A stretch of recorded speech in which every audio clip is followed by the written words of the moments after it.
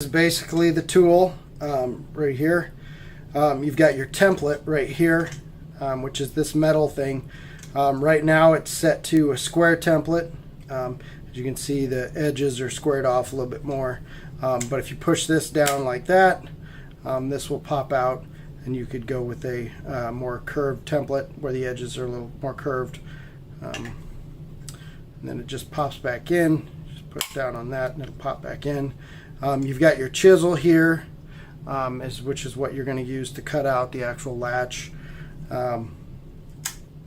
You've got your plate here. I don't know what you want to call this, but this is going to slide in here, and this is going to template out the thickness of the door. So this is 1 3/4, whereas this would be 1 3/8 door thickness. That just really allows you to make sure that your latch is centered on the side of the door. So you get that. Now down here at the bottom, you've got a couple bits. You got a Phillips and you got a flathead. This would be for screwing in your latch plate. And basically you go in the end down here. There's a magnetic holder on the end. But that's pretty much all the pieces of the latch.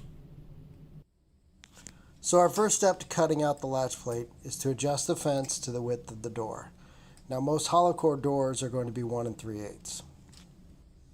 Now once the fence is set, we can go ahead and line up the scoring template on the door, making sure the guidepost goes into the hole for the latch.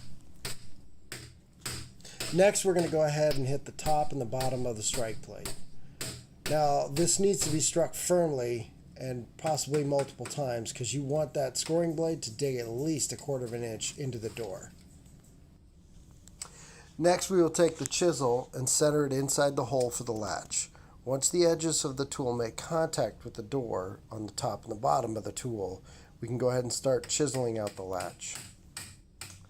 Now at this point, it's important to note that if the scoring template is not set deep enough in the wood initially, this is where when you attempt to pull the chisel out of the wood, you will get splintering. As you can see, the chisel area should come out easily if the template is set deep enough. Now if you get resistance when attempting to chisel out the wood, you want to reset the scoring blade in the existing outline that you've already cut and try to cut it a little deeper. Do not attempt to just snap the wood, as like I said earlier, it will splinter.